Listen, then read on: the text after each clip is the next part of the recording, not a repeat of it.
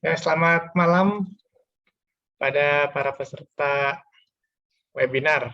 Ya, pada malam hari ini webinar Indonesia Center dengan topik atau tema masih relevankah ilmu TCM yang tradisional ya atau yang kuno gitu ya menghadapi penyakit-penyakit di zaman modern sekarang ini, ya kan? Jadi pada malam hari ini sebenarnya mungkin lebih ke sifatnya ke diskusi ya. Nanti saya paling menyampaikan materi itu ya sedikit aja. Nanti mungkin kita banyak ngobrol-ngobrol aja ya, diskusi. Soal saya lihat ya teman-teman banyak teman-teman dari ini juga ya, dari praktisi, ya kan juga ada mahasiswa-mahasiswa dari universitas TCM ya. Selamat datang. Jadi kalau nanti mau ada tanya-tanya ya atau kalau mau ada yang sharing gitu ya, itu silakan aja ya.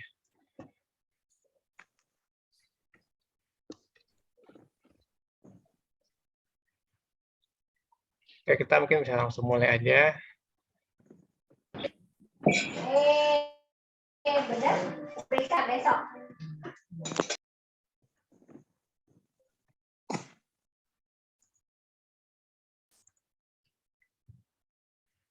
Ini yang masih relevankah ya ilmu kuno TCM dalam menghadapi penyakit-penyakit modern?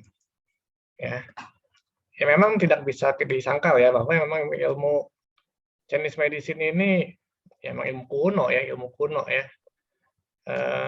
Ya usianya tuh sudah mungkin dari ribuan tahun ya, ribuan tahun. Dan ada beberapa yang bertanya ya kepada saya gitu ya. Masih bisa nggak sih sebenarnya nih kan ilmu TCM ini kan udah tua ya, namanya aja udah traditional Chinese medicine ya, pengobatan Tiongkok tradisional Tiongkok ya. Sementara penyakit-penyakit yang kita hadapi ini penyakit-penyakit modern gitu ya, banyak penyakit modern ya, entah itu stroke lah, diabetes. Apakah zaman dulu tuh ada gitu ya stroke itu, zaman dulu apakah ada diabetes juga, ya kan? Penyakitnya beda apa sama sih gitu ya? Ya banyak yang bertanya gitu ya. Tapi saya akan coba membahas nanti dari beberapa kitab-kitab klasik ya. Nah, kita akan coba lihat ya, apakah memang ilmu TCM ini nggak relevan apa ternyata semakin ini ya apa namanya jadi jawaban ya dari banyak penyakit-penyakit yang muncul sekarang ini. Ini sebenarnya juga merupakan suatu tanda tanya besar sebenarnya bagi kita semua ya, terutama bagi para praktisi kesehatan ya, di mana ya apa namanya di mana teknologi ya, dibilang teknologi kesehatan ya, teknologi medis gitu ya, kedokteran tuh sudah begitu canggihnya ya, tapi kenapa penyakit masih ada gitu ya, penyakit masih ada, bahkan malah semakin banyak kalau dibilang jenisnya ya, semakin banyak, semakin kompleks ya, semakin complicated ya, nama-nama penyakit juga pengen aneh-aneh ya kan. Nah, itu kenapa tuh ya kan, di satu sisi ya teknologi kesehatan ya kan semakin bagus ya kan, lalu juga vitamin ya, suplemen makin banyak ya kan, mau yang dari sampai yang mahal, yang murah sampai mahal juga ada ya kan. Operasi-operasi semua, obat-obatan juga semuanya tuh udah canggih-canggih ya, tapi kenapa ya orang sakit kok masih banyak aja gitu ya, orang masih banyak aja, bahkan penyakit malah semakin banyak kalau dibilang ya, semakin apa namanya beragam. Nah, ditambah lagi sekarang ada pandemi lagi ya, ini COVID nih, corona. Nah, ini apalagi nih COVID nih ya. Oke, kita akan coba membahasnya ya dari sisi Chinese medicine atau TCM.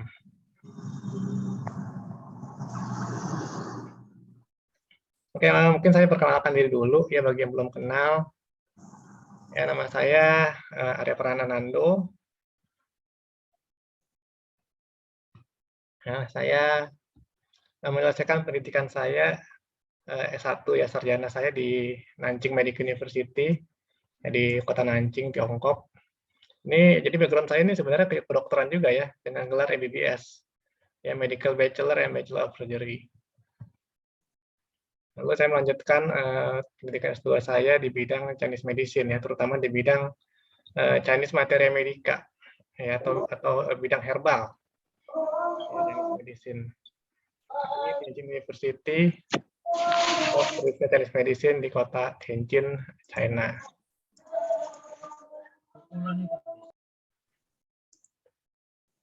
Nah, lalu sekarang saya selain ya berpraktek mandiri ya, saya juga mengajar ya, menjadi dosen di Institut Medika Dr. Gigi Suherman, Cibinong, ya di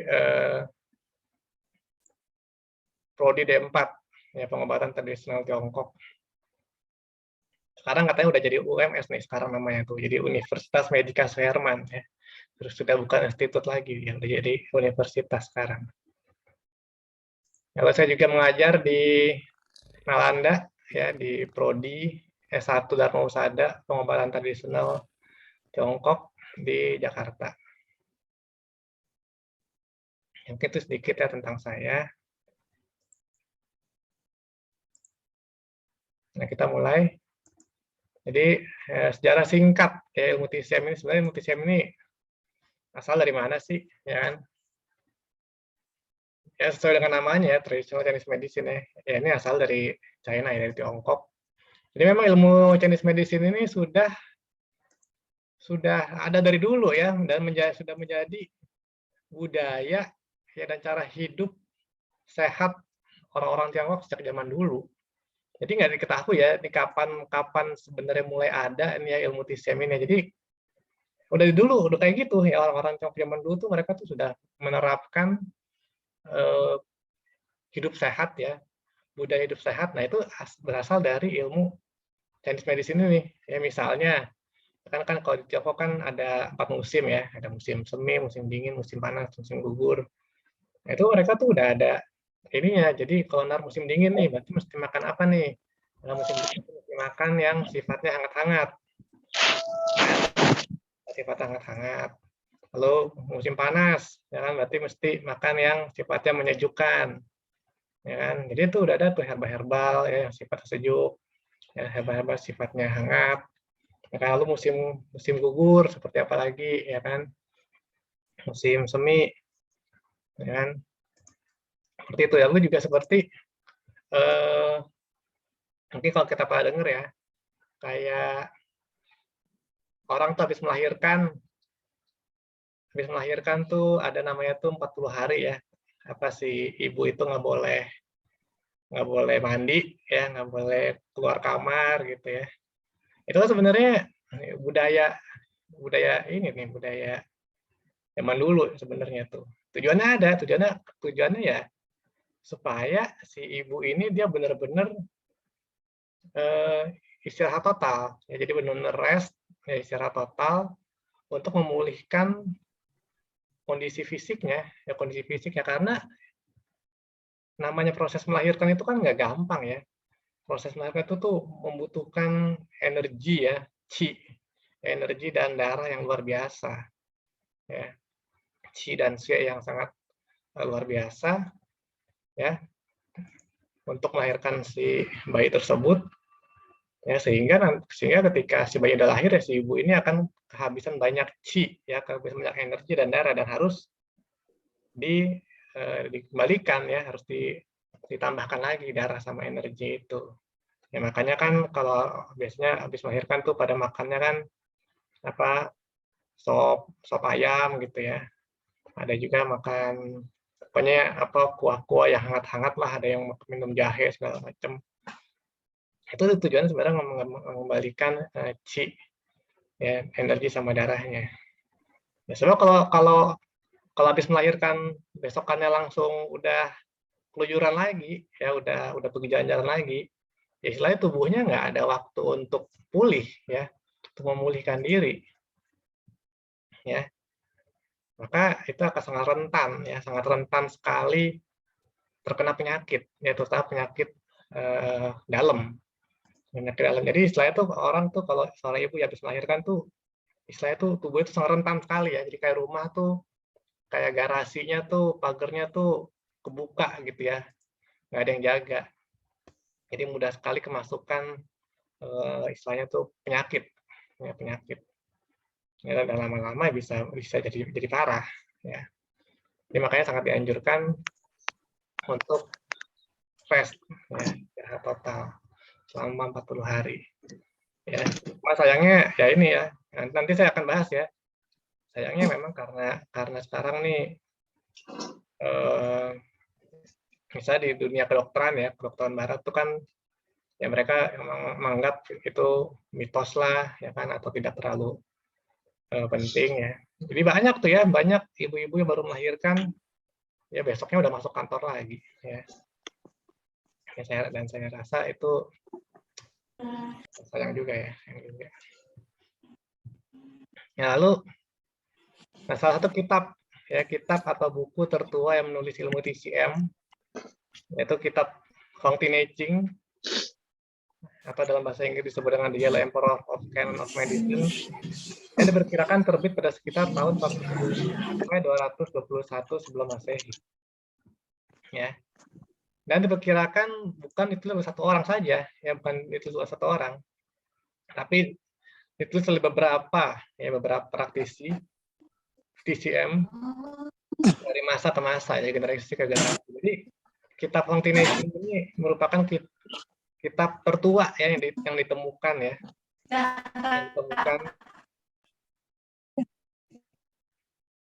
yang berisi tentang konsep-konsep dasar ilmu TCM. Ya.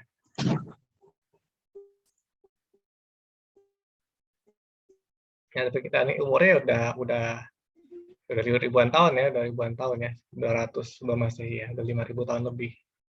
Ya, dan bukan ditulis oleh satu orang ya, ditulis oleh beberapa orang. Ya, tahunya dari mana? Ya. Jadi para peneliti ya mereka melihat isi kitab ini atau jenis tulisannya ini ada berbeda ya, karena masing-masing generasi, masing-masing dinasti apa dibilang, atau zaman Tiongkok kuno ya kan, Tiongkok kuno kan kerajaan-kerajaan, dinasti-dinasti ya. Masing-masing dinasti itu memiliki karakter penulisan tuh yang berbeda dari dinasti yang lain. Jadi mereka melihat ada perbedaan jenis tulisan, jenis karakter tulisan. Ya, jadi ya itu kemungkinan besar tulisnya bukan dari satu generasi aja, tapi ditulis dari dinasti ke dinasti yang lain ya, dan dikumpulkan menjadi satu yang disebut kitab Fountain Aging. Yang sampai saat ini kitab Fountain Aging ini masih menjadi kitab rujukan utama ya bagi praktisi TCM di seluruh penjuru dunia ya. Jadi kitab Fountain Aging ini masih bisa kita temukan ya, masih bisa kita pelajari dan menjadi kitab wajib ya, kitab wajib bagi seluruh praktisi TCM ya, dimanapun berada.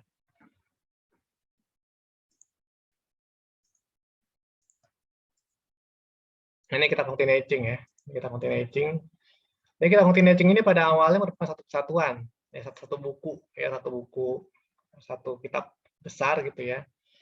Namun kemudian pada zaman dinasti Han Timur ya, kurang lebih sekitar tahun 25 sampai 220 Masehi, nah kitab ini terbagi menjadi dua bagian, yaitu menjadi bagian Suwen, ya, The Plain Question, dan bagian Lingsu atau Divine Pivot, ya, bagi dua. Nah, lalu pada masa-masa berikutnya kitab Fountain Aging ini mengalami beberapa perubahan, ya, baik dari segi bahasa, komentar maupun terjemahannya. Jadi diperbaiki bahasa-bahasanya ya, perbaiki bahasanya supaya lebih mudah dimengerti. Nah, sekarang beberapa edisi Fountain Aging yang cukup terkenal ya dan sering dipakai hingga sekarang ada dua versi umumnya ya.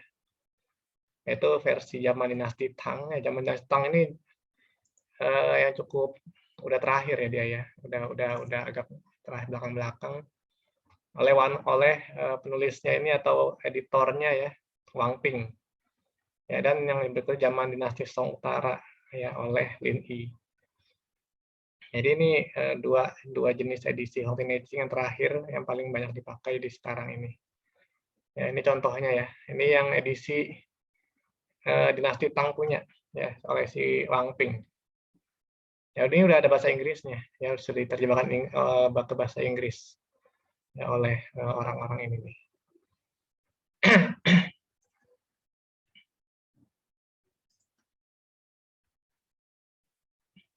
Nah, pada era-era berikutnya semakin banyak ya praktisi TCM atau disebutnya tabib ya yang mempelajari TCM. Ya, muncullah beberapa tokoh-tokoh TCM yang terkenal yang menuliskan pengalaman praktek serta teori dari kitab-kitab. Ya, beberapa di antaranya ada Chang Chungqing ya dengan kitabnya yang bernama Sang Han Lun dan Qin Ke Yao Le, Tian Shi, kitab Form Disease, Sun Semiao, kitab Chen Jin Yao Fang dan lain-lain.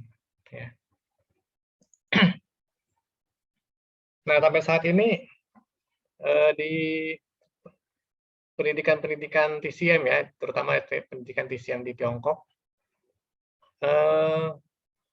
mereka mewajibkan seluruh istilahnya siswa-siswanya ya untuk mempelajari 4 kitab ini nih. Jadi ini 4 kitab klasik utama ya yang paling utama yang harus wajib dipelajari oleh ya, siswa-siswa TCM ya, terutama di Tiongkok. Pertama adalah kitab Hang Tin Ching, lalu kitab Sang Han Lun ya atau penyakit dingin, atau kitab Wen Ping Xue, penyakit panas, dan kitab Qin Ke Yao Le ya, penyakit sulit lainnya. Jadi disebut four great classic ya, four great classic. Ya kalau apa namanya di Tiongkok tuh mereka wajib mempelajari 4 kitab ini. Nah, sebenarnya dari 4 kitab inilah ilmu TCM itu kemudian berkembang. Ya, asal dari sini semua. Ya, asal dari sini semua. Lalu nanti terbagi-bagi ya, menjadi ilmu akupuntur, jadi ilmu herbal, ilmu formula, ilmu penyakit dalam ya dan lain-lain. Ini semuanya sumbernya dari sini. Ya, semua sumbernya dari sini.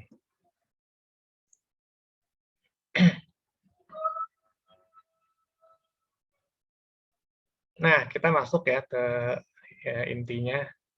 Jadi dari kitab-kitab klasik tersebut ya yang umurnya udah ribuan tahun itu, jadi apakah masih efektif sebenarnya ya dalam mengobati penyakit modern, yang modern disease?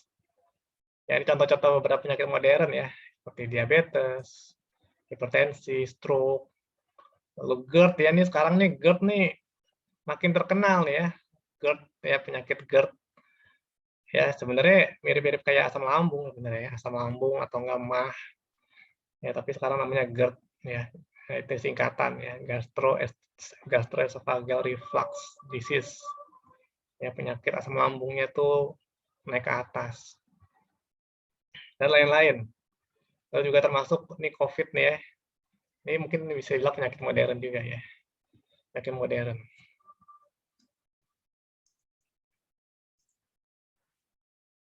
Nah, tadi beberapa contoh-contoh ya, penyakit modern di atas tadi.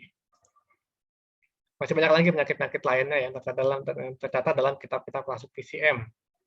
Jadi masih banyak ya penyakit lain yang dibahas dalam kitab-kitab klasik. Salah satunya di dalam kitab Qin Ke Yao Le ya. Atau kalau diterjemahkan dalam bahasa Indonesia disebut sinopsis penting lemari emas. Yang kini sudah diterjemahkan dalam bahasa Indonesia. Ya, jadi kitab-kitab itu sekarang banyak kan memang ya bahasa Mandarin dan bahasa Inggris.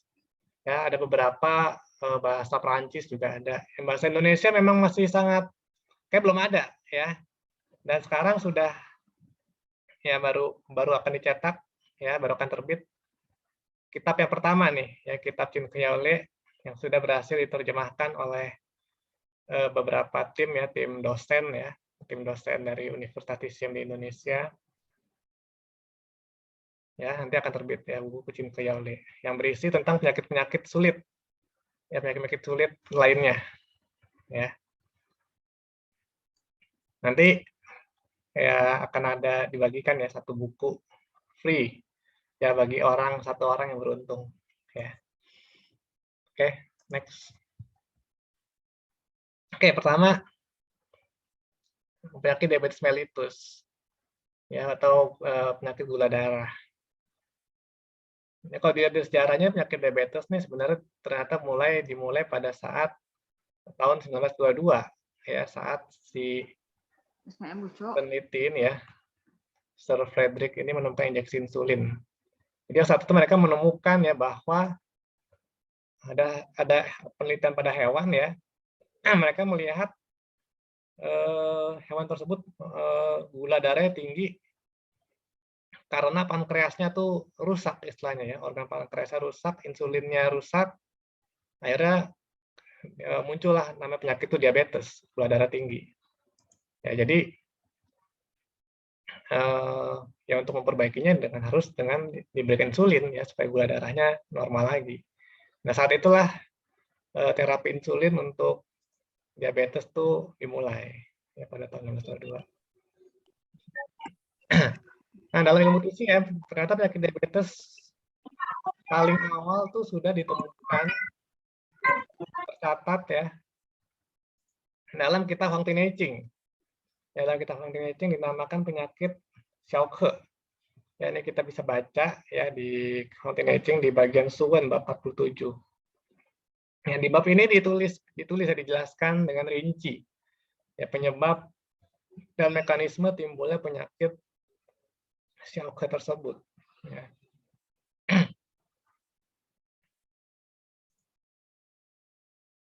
Lalu berikutnya penyakit diabetes atau Xiaoke juga muncul dalam kitab Qin Ke Yaole ya, di Qin Ke Yaole bab 12. Dijelaskan mengenai gejala penyakit Xiaoke dan formula herbal untuk mengatasinya. Ya ini satu paragrafnya ya dalam kitab Qin Ke Yaole tersebut. Ini dalam versi bahasa Inggrisnya ya. Jadi thirst with desire for drinking water and dry mouth and tongue should be treated mainly by Pai Hu Jia Ren Sen Tang. Jadi rasa haus ya dengan keinginan untuk minum, lalu disertai mulut kering dan lidah yang kering, itu harus diterapi dengan formula herbal Pai Hu Jia Ren Sen Tang. Ya. Ini adalah contoh gejala diabetes ya yang kita kenal ya. Jadi orang itu haus, ingin minum tapi mulutnya tuh selalu terasa kering ya. Nah, dalam Chinese medicine dalam kitab tersebut disebutkan bahwa harus diterapi dengan Pai Hu Jia Ren Sen Tang. Nah, ini merupakan sindrom upper xiao ya atau sindrom xiao atas. Ini mungkin bagi teman-teman yang masih baru-baru mungkin agak kurang paham ya. Jadi nanti di kitab Qin Ke Yaole ini nih kita bukan hanya membahas tentang ini ya paragrafnya ini ya, tapi nanti juga ada ini ya komentar-komentar dari para ahli TCM sekarang. Jadi apa yang dimaksud dengan dry mouth and tongue ya kan? Apa yang dimaksud dengan Pai Hu Jia Ren Sen Tang ya kan? Lalu apa ini upper xiao ya, sindrom upper xiao ya, atau xiao atas. Nah, itu dijelaskan semua ya. Jadi memang tuh kitab-kitab klasik ya itu memang dia pendek ya jelasinnya. Ya, kadang-kadang satu paragraf pendek gitu ya atau 2-3 paragraf. Nah, itu yang kita mesti bisa menganalisanya ya artinya apa nih gitu ya. Kenapa dikasih ini? Ya, kenapa dikasih Pai Hu Jia Ren Sen? Ini formula herbal nih, ada formula herbal ya. Nanti bisa cari ya di internet ada yang namanya Pai Hu Jia Ren Sen. Kenapa dikasih ini? Nanti ada sindromnya ada sindrom upper xiao. Jadi dalam Chinese medicine diabetes itu atau Xiaoke itu dibagi menjadi tiga sindrom. Ya, sindrom xiao upper xiao ya, xiao atas, sindrom middle xiao dan lower xiao. Lalu ada kitab Qin Ke Yaole bab 3. Nah, juga disebutkan nih. Ya, a man with consumptive thirst marked by specially copious urine as if the volume of the urine he urinates is equal just to the volume of water he drinks should be treated mainly by Shen Qiwan, ya Shen Qiwan. Jadi seseorang yang dengan gejala atau rasa haus yang luar biasa ya, dengan sangat-sangat kehausan, lalu kencingnya banyak, ya.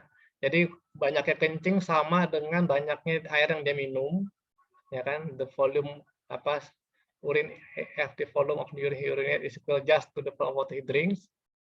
Nah, itu harus diterapi dengan formula herbal Shen Qiwan. Ya. Sensiwan. Ini juga salah satu gejala diabetes, ya kan, orang diabetes ya, orang yang gulanya tinggi kan aus terus, biasanya aus terus, ada yang aus terus, ya kencingnya banyak, ya. Jadi dia minumnya berapa banyak ya dia kencingnya sebanyak itu. Jadi bolak-balik kencing. Ya bolak-balik kencing, bolak-balik aus lagi, kencing aus gitu ya. Nah, itu harus diterapi dengan Sensiwan. Ya, ini disebut sindrom lower Xiao ya, jadi Xiao bawah. Nanti ada dijelaskan ya kenapanya. Ya, di kitab Tim Teori tersebut.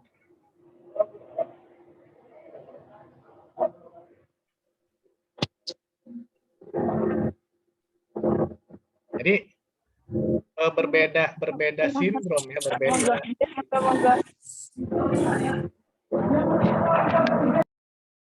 berbeda gejalanya, maka berbeda pula terapinya ya. Kalau kita lihat ya, yang satu kan dia kan ada mulut kering ya, lidah kering, pengen minum ya, ini pakai pahu jarum sentang ya. Kalau ini dia minumnya banyak, kencingnya banyak, pakainya Sensiwan ya.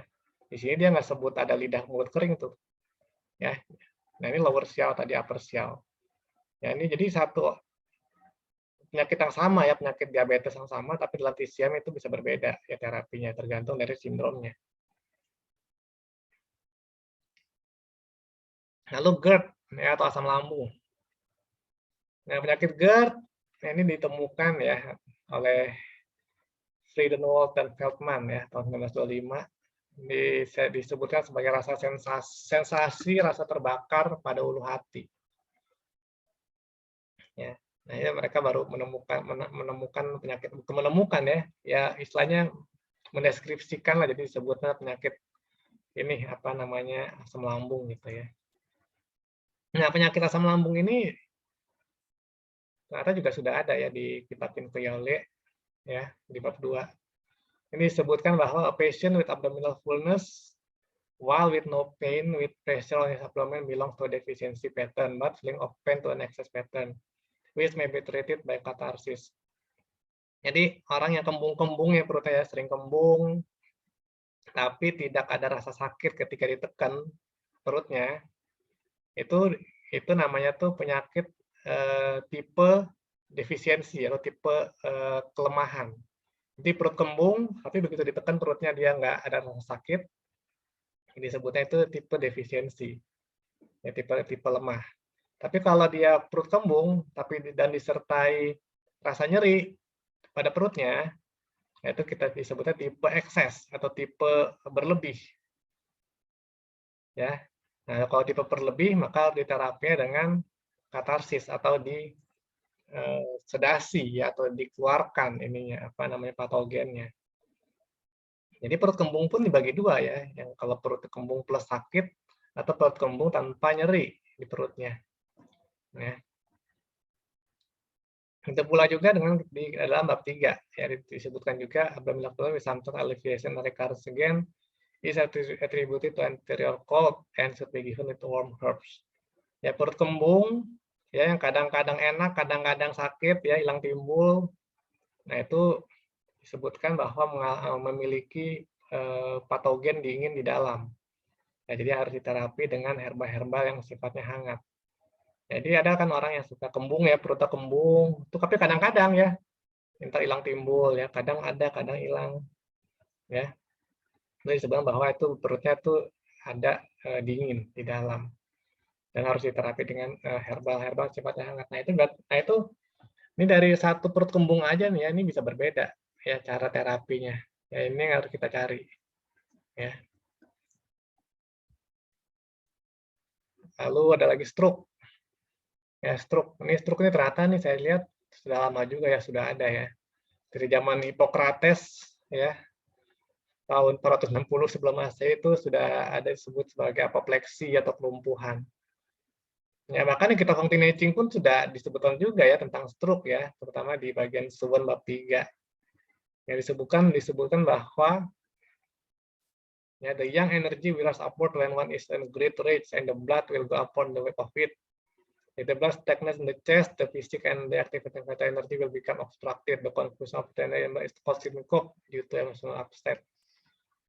Jadi energi yang ya itu akan naik ke atas ya, akan naik ke atas ya ketika seseorang tuh marah besar ya, great marah besar. Ya, jadi ketika yangnya naik, energinya naik, maka darah juga akan naik ya. Darah akan juga akan naik ya. The blood will go upward ya. Nah, namun ketika darahnya itu mandek ya, stagnasi, mandek di dada, ya maka aktivitas fisik dan energi akan terhambat juga tuh ya, obstructed ya. Sehingga akan terjadi kekacauan ya, kekacauan antara si chi atau vital energi dengan si darahnya. Nah, itu makanya akan muncul lagi tuh sinkop ya, atau tadi itu kelumpuhan ya. Ini dikarenakan faktor emosional, emosi. Jadi pada zaman dulu tuh sudah dijelaskan ya bahwa orang ketika marah besar ya akan bisa menimbulkan ini tadi namanya itu sinkop ya, atau gejala stroke ya, karena masalah emosi. Jadi ketika dia naik ya, dari biangnya darahnya ikut naik, tapi ternyata darahnya mandek ya, stagnan, obstructed di tengah ya, di dada nih. Akhirnya ini apa namanya, terganggu ya aliran chi dan darahnya, akhirnya timbullah sinkop. Ya, sebenarnya ada lagi ya di bab-bab lainnya juga ada dijelasin lagi tentang stroke ini.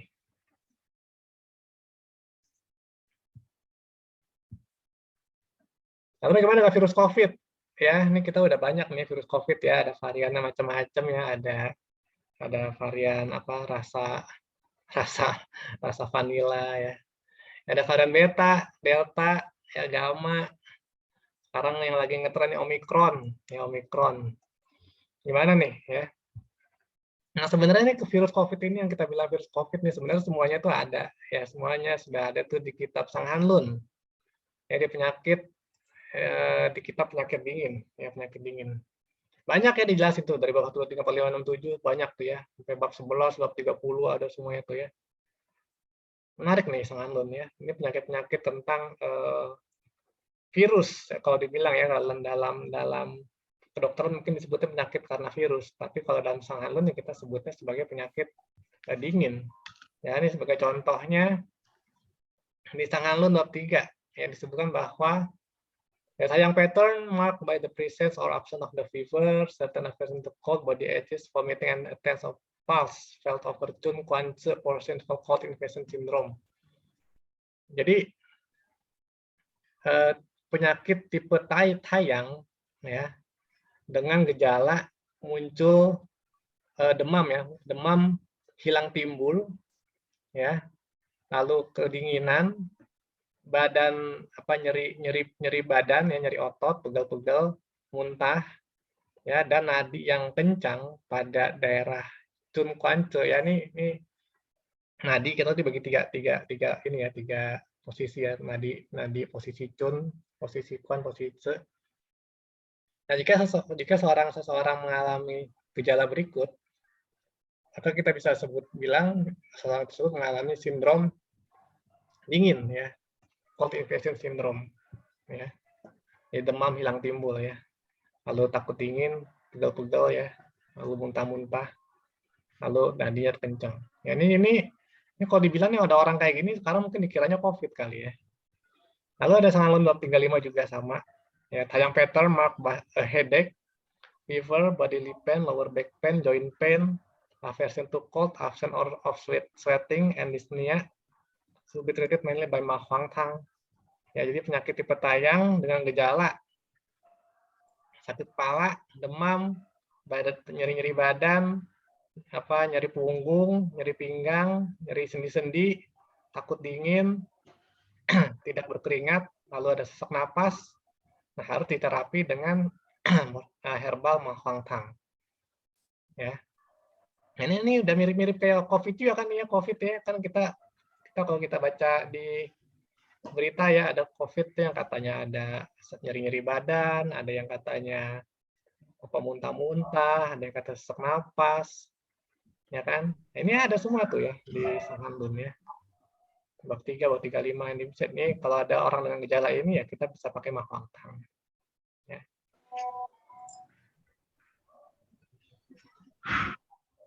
Nah, ini karena ini ilmu TCM walaupun sudah berusia ribuan tahun ya, namun efektivitasnya masih ada, ya masih dapat dirasakan hingga sekarang. Ya, bahkan dalam mengobati penyakit-penyakit modern. Kenapa? Karena TCM memiliki cara pandang tubuh manusia yang berbeda yang sudah teruji ribuan tahun melampaui batasan waktu. Ya. Sama seperti COVID kemarin ya, bahkan penyakit COVID kemarin tuh ya, di Tiongkok itu obatnya itu bisa ditemukannya dari herbal duluan tuh sebenarnya tuh ya, dari Chinese medicine duluan. Ya, si obat herbal yang Hua Qingwen itu ya, kalau ada obat yang lain lagi ya, itu sebenarnya formulanya ya, komposisinya itu tuh dari kitab ini, dari kitab Sang Hanlut, formula dasarnya, ya si Lian Hua Qingwen itu, ya lalu dimodifikasi jadilah obat herbal yang Hua Qingwen itu. Ya lalu ditambah lagi sekarang ada tang baru kan namanya tuh formula herbal apa? Qingfei Paitu ya, Qingfei Paitu ya itu juga sama ya. Mereka sumber dari sini, Sang Hanlun ini. Ya. Nah ini sebagai tambahan ya, terakhir cara pandang ilmu TCM terhadap organ tubuh manusia. Jadi meskipun berdasarkan pemeriksaan lab secara medis, ya fungsi ginjal atau liver turut dalam batas normal, namun dalam TCM sebagai contoh, tangan kaki tidak hangat, mudah lelah, pendengaran menurun, yaitu tanda kelemahan ada pada elemen air atau ginjal. Lalu kalau sering mencari sariawan di mulut, tidak mengantuk atau segar saat malam hari, merupakan pertanda ketidakseimbangan pada elemen air liver. Nah ini nih yang harus saya tekankan ya. Jadi pemeriksaan TCM ya dengan pemeriksaan secara medis itu berbeda ya. Jadi misalnya ya seseorang di lab ya dicek fungsi ginjal atau livernya ya secara lab itu normal ya, bagus. Ya cuma dalam TCM itu bisa saja tidak seperti itu.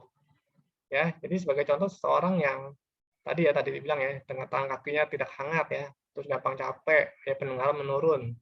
Itu dalam TCM itu kita bisa bilang nih orang ini mengalami kelemahan pada ginjal ya atau air. Ya, atau yang sering sariawan, terus kalau malam itu nggak ngantuk, ya malam malah seger, nah itu artinya tidak keseimbangan pada organ liver. Ya, walaupun secara lab fungsi liver atau ginjalnya normal, tapi dalam TCM itu tidak normal sebenarnya. Jadi ada kadang-kadang beberapa pasien nanya ya, kalau kita bilang, aduh Bu, ini livernya jelek sekali. Tapi dia bilang, tapi livernya kemarin saya cek bagus labnya, katanya gitu kan. Ya memang berbeda, ya memang berbeda. Ya lab di liver sama pemeriksaan liver tadi memang berbeda. Nah ini dalam ilmu kedokteran barat ya, rasa dingin pada kaki dan tangan, nyeri pinggang, pendengaran menurun, atau mudah lelah sama sekali tidak ada hubungannya dengan organ ginjal. Ya, atau masalah menstruasi tidak ada hubungan organ liver ya. Ya, nih dalam ilmu kedokteran barat ya, misalnya kaki suka dingin, ya tangan kaki suka dingin, nyeri pinggang, pendengaran menurun, mudah capek. Nggak ada hubungan sama ginjal ya kalau dalam ilmu kedokteran ya. Pendengaran menurun ya ke THT gitu ya, mungkin ada masalah di kuping, ya kan, atau nyeri pinggang, ya kan sajanya sampai jepit, ya kan. Jadi nggak ada hubungan sama ginjal atau masalah menstruasi, ya dibilang nggak ada hubungan sama liver. Ya, tapi kalau dalam TCM ya, namun dalam ilmu TCM kelemahan organ ginjal ini tidak hanya berupa nyeri pinggang, pendengaran menurun atau kelelahan, tapi juga bisa berupa rasa takut, ya tidak wajar, berpikiran tertutup, mengucilkan diri, dan ketidakpedulian. Jadi dalam ilmu TCM ini, misalnya seseorang mengalami kelemahan ginjal ya, ini bukan hanya masalahnya di fisik aja nih, bukan hanya nyeri pinggang atau pendengaran menurun atau lelah aja, tapi dia bisa juga mempengaruhi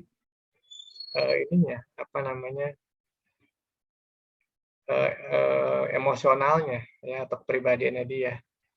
Ya berperasaan takut, ya berpikiran tertutup, ya mengucilkan diri, ya tidak pedulian. Ya, ini semua tanda-tanda kelemahan dari organ ginjal dalam TCM. Ya. Nah, hal ini juga nih ya, konsep organ tubuh dalam ilmu TCM sama sekali berbeda dengan konsep organ tubuh anatomi dalam ilmu kedokteran barat. Ya, organ tubuh dalam TCM dilihat secara fungsional, bukan secara struktural. Termasuk dalamnya faktor emosi dan mental serta aktivitas fisiologi organ tersebut sama sekali memiliki makna yang berbeda. Ya, jadi walaupun dalam ilmu TCM ya kita juga belajar ada jantung, ada paru-paru, ada liver. Cuma itu konsep yang berbeda dengan ilmu kedokteran barat, ya. Sangat-sangat berbeda, ya. Ya ini contoh gambar ya organ tubuh menurut TCM ya. Beda ya. Jadi kita bukan berdasarkan anatominya, ya kita berdasarkan fungsinya, ya fungsinya. Lalu ini ya pola pikir menganggap manusia merupakan bagian terpisah dari alam, sudah mencuci otak kita selama ratusan tahun. Kita menganggap bisa merusak alam dan lingkungan tanpa ada pengaruh terhadap kehidupan kita. Ya jadi ini sebenarnya nih sebenarnya dari zaman dulu ya, dari zaman dulu tuh nenek-nenek moyang kita tuh ya, para leluhur kita tuh sudah mengajarkan kita tuh untuk bahwa kita itu sebenarnya satu bagian loh dengan alam gitu ya. Cuma ya ada satu masa tertentu ya, di mana ada istilahnya tuh pendapat ya atau teori-teori yang akhirnya mendunia ya bahwa manusia itu berbeda ya, bukan bagian dari alam. Jadi alam ya alam, manusia ya manusia gitu ya. Dan bahwa alam itu harus dimanfaatkan ya sebesar-besarnya untuk kepentingan manusia gitu ya. Nah, akhirnya ya itu mulailah pengerusakan alam terjadi ya. Mulailah pengerusakan alam terjadi ya karena ya itu manusia menganggap ya ini ya kita memanfaatkan alam ya, alam tersedia untuk kita gitu ya. Tapi sebenarnya ya tidak seperti itu awalnya ya.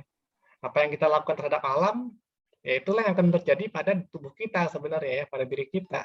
Wah, enggak makan, Wak. Ya. Nah, baru beberapa tahun belakangan orang-orang menyadari kesalahan pola pikir mereka dan berusaha kembali mencari keharmonisan alam. Ya. Beli di mana? Ya. Alam lingkungan dengan manusia. Seperti yang sudah diajarkan para leluhur sebelumnya. Dan Chinese medicine mengajarkan itu semua kepada kita. Ya, ini sebagai penutup ya. Jadi dalam kitab Hong Tin Ching pun sudah disebutkan ya, bahwa menjaga keteraturan dibandingkan memperbaiki kerusakan merupakan prinsip kebijaksanaan tertinggi.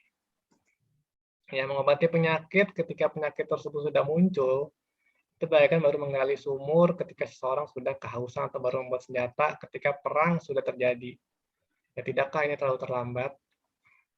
Nah, jadi dalam ilmu TCM tuh kita lebih berfokus pada mencegah ya, menjaga keteraturan ya, dibandingkan memperbaiki kerusakan.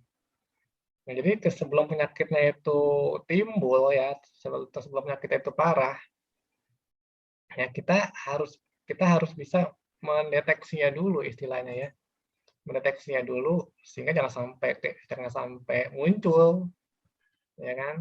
Sebab kalau sudah keburu muncul, ya kan, ya itu istilahnya udah orang udah perang gitu ya, kita baru nyari senjata gitu ya. Ya udah telat ya, kadang-kadang udah telat ya. Ya apalagi sekarang ya orang-orang apa namanya baru mulai hidup sehat pas sudah sakit ya kan, udah keburu stroke baru berhenti apa namanya makan apa gorengan ya kan, udah keburu apa namanya sakit apa baru berhenti ngopi atau baru berhenti ngerokok gitu ya, udah sakit dulu ya baru berhenti ya, itu istilahnya sudah telat ya kalau dibilang ya, sudah telat. Jadi dalam TCM itu kita bukan hanya mempelajari bagaimana cara mengobati orang sakit, tapi lebih penting lagi ya kita bagaimana supaya orang-orang tuh hidupnya tetap sehat. Ya kalau bisa semakin sehat, ya kan semakin sehat. Ya, ini sebagai penutup ya bisa follow nanti ya Instagram TCM, Telegram, dan YouTube Indonesia Center. Nanti rencana webinar pada malam hari ini nanti akan saya pasang juga di YouTube. Ya, terima kasih. Ya mungkin bagi teman-teman di sini ada yang mau sharing atau mau menambahkan, silakan ya. Atau mau bertanya juga boleh, silakan. Sorry ya. Ya, Pak Jor, silakan. Ya, apa kabar? Baik. Ya, terima kasih ya atas ininya, webinarnya. Sangat sekali. Saya mau nanya satu pertanyaan. Jadi kan TCM ini kan fungsinya untuk mencegah ya, daripada mengobati ya. Jadi itu pentingnya. Nah, sejauh mana dan TCM ini bisa mengobati penyakit?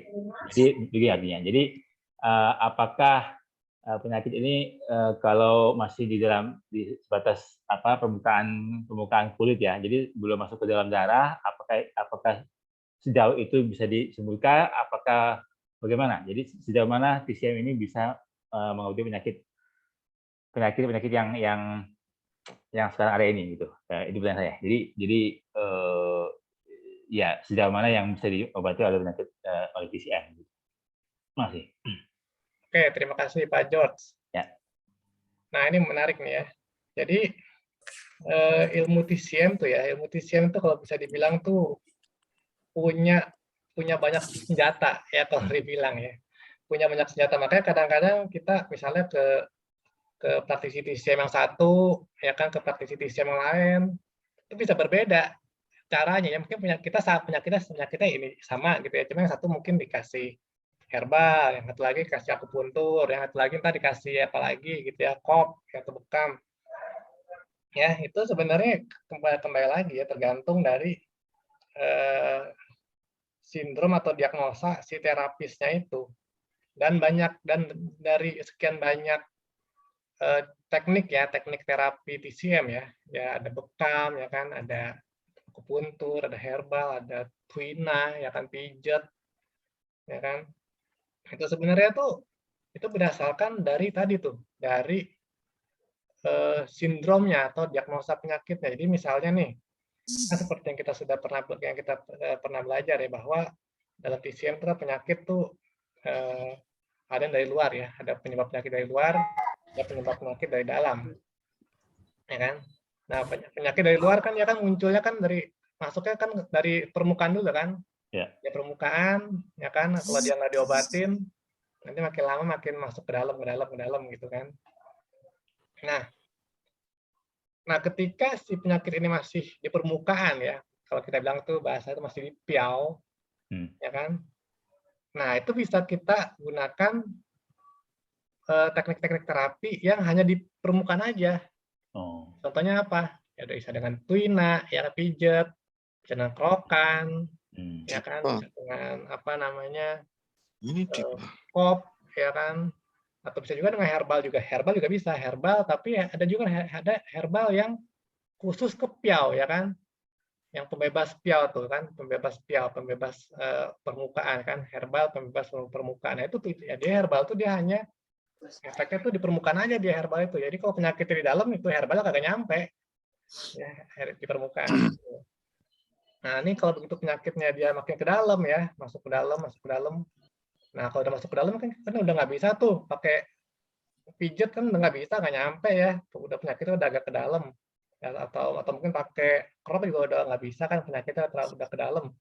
Nah, itu bisa kita pakai akupuntur ya kan, supaya bisa masuk ke dalam ya kan. Atau herbalnya kita ganti ya kan, komposisinya herbal yang bisa masuk lebih ke lapisan dalam ya kan. Atau ketika penyakitnya sudah makin masuk ke dalam ya, masuk ke organ ya kan, masuk ke organ dalam atau masuk ke darah gitu ya.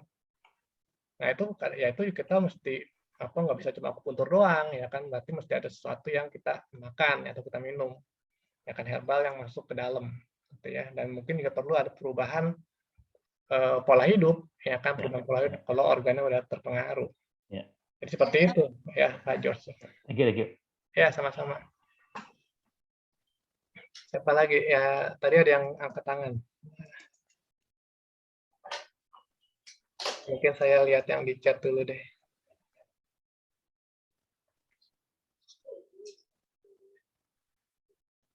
Ini dari Pak Fatih dulu deh ya. Ini Pak Fatih. Fatih Kurnia Jombang. penegakan diagnosa nomor 1 kan, dari situ akan ada lanjutan terapan Sjögren's sindromnya. DSM ada etapnya dan terapan-terapinya Sjögren's sindromnya adalah jawabannya. Oh ini dia, atau ini cuma ini aja ya, menambahkan aja ya. Iya. Ya terima kasih Pak Fatih, Pak George. Ini ada Pak Yorigo. Pak Yorigo, apakah mengetahui diagnosa penyebab suatu penyakit dengan meraba nadi ramai nadi tangan? Karena saya beberapa kali ternama di tempat saya karena keluhan berulang atas gangguan tidur dan tubuh menguning tetapi tidak dicek nadi, langsung diakupuntur saja. Oke, ya Pak Yorigo. Memang ya dalam Saya Ibu, Pak. sorry. Dok Arya, iya, Oh, iya, Ibu. Iya, Bu Yorigo, sorry. Iya. Memang dalam pengobatan Chinese medicine ya, kita tuh memiliki cara pemeriksaan berbeda ya dengan ilmu kedokteran ya, dengan ilmu kedokteran. Kalau kedokteran kan ya mereka periksanya kan dengan ya beda ya, dengan apa cek lab lah ya kan, dengan EKG atau dengan apa CT scan dan lain-lain ya. Kalau ilmu TCM bagaimana ya? Ilmu TCM kita karena ini ilmu ini ya, ini ilmu kuno emang ya. Kita tuh nggak pakai alat-alat ya, kita nggak pakai alat ya.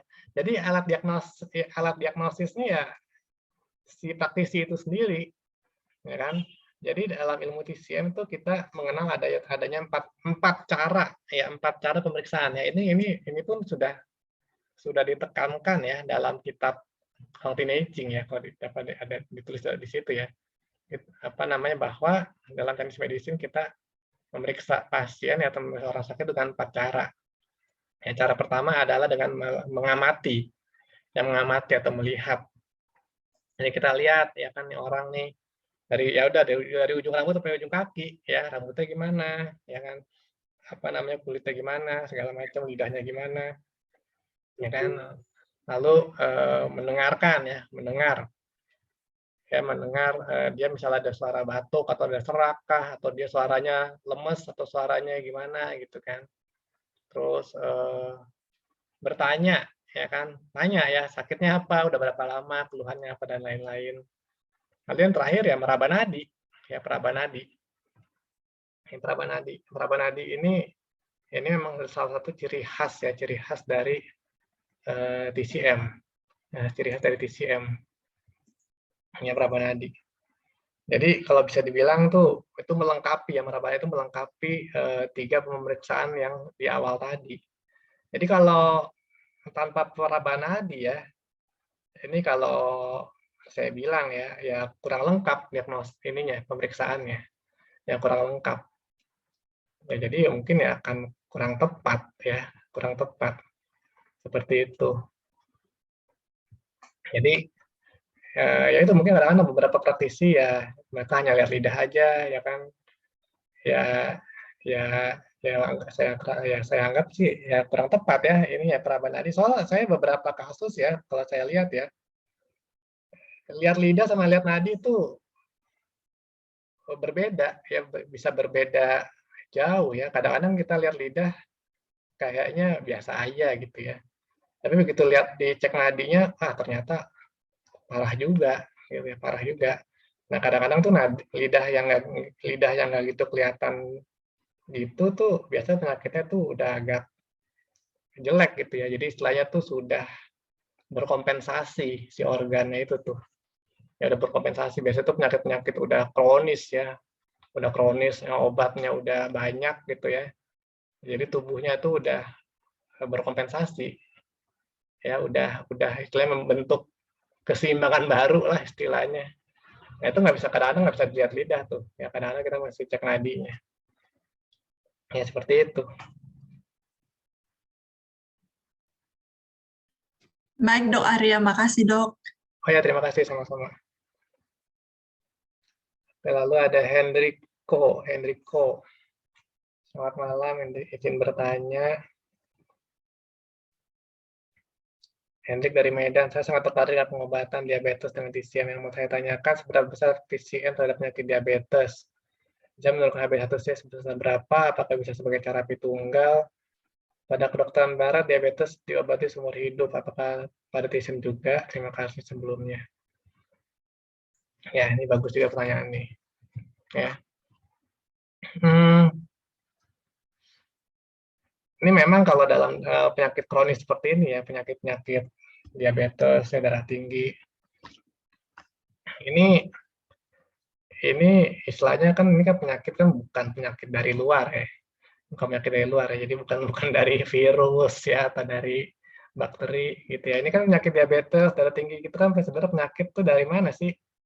Itu kan dari pola hidup ya, pola hidup, pola makan, ya kan. Jadi itu harus ada yang dirubah ya, pola makan dan pola hidupnya. Ya baru bisa, istilahnya baru bisa sembuh istilahnya ya. Itu saya sering bilang sama pasien-pasien saya, ini penyakit diabetes segala macam ini penyakit pola hidup, saya bilang. Jadi kalau Bapak atau Ibu ini tidak ada yang berubah ya pola hidup atau pola makannya, ya selamanya kan gini-gini terus aja selamanya, saya bilang minum obat aja terus, ya kan nggak akan ada perubahan. Tapi jika ingin ada perubahannya harus ada yang berubah, ya kan pola hidupnya atau pola makannya tadi. Ya jadi ya itu saya bilang kalau emang mau berubah harus benar-benar disiplin, yang saya bilang ya disiplin.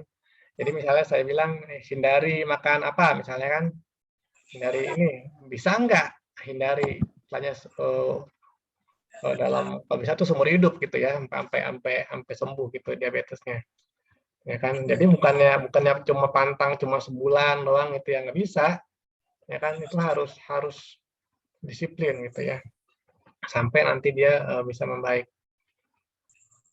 ya, seperti itu. Jadi kalau dari pengalaman saya ya itu kembali lagi dari niat pasiennya ya, niat pasiennya. Ada satu pasien saya, dia udah diabetes ya udah lama ya, udah puluhan tahun ya, udah 20-an tahun,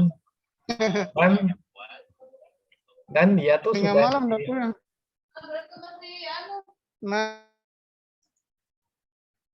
dan dia tuh sudah disuruh cuci darah ya sama dokternya ya. Jadi dicek fungsi ginjal itu udah menurun ya, memburuk, udah disuruh cuci darah sama dokternya. Ya kan, terus dia datang ke saya kan. Ya saya bilang ya ini mesti berubah nih, ya kan. Jadi si pasien ini dia suka banget minum dingin ternyata tuh ya. Suka banget minum dingin. Ya dari pagi bangun tidur melek mata sampai merem mata, minum dingin terus ya, minum es terus. Jadi saya cek ya organnya udah beku semua, itu organnya udah dingin semua itu. Ya kan, saya bilang nih, ini bapak nih pokoknya udah nggak boleh lagi minum dingin ya. Kalau masih minum dingin terus nggak bakal sembuh, saya bilang bakal cuci darah. Ya kan, kaget dia. Ya kan, dia bilang ini apa, dokter saya sebelumnya nggak pernah larang saya minum dingin, katanya gitu.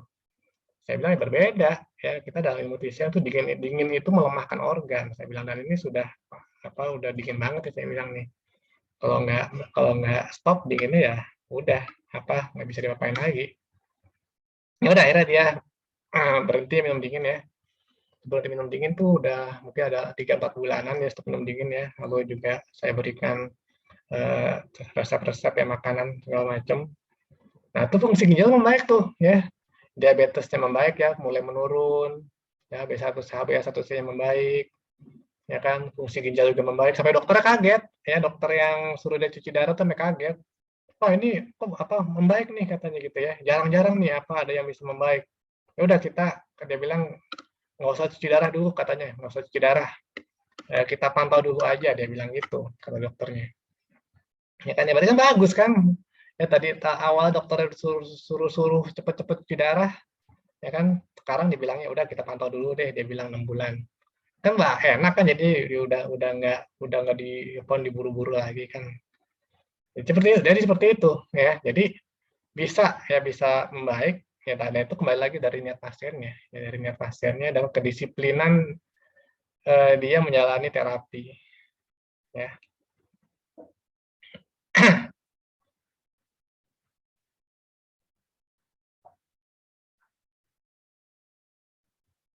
Oke, lalu ada pertanyaan dari Miwilasih. Contoh herbal masuk ke dalam Banyak sih, ya tergantung mau ke dalamnya mau kemana itunya apa herbalnya.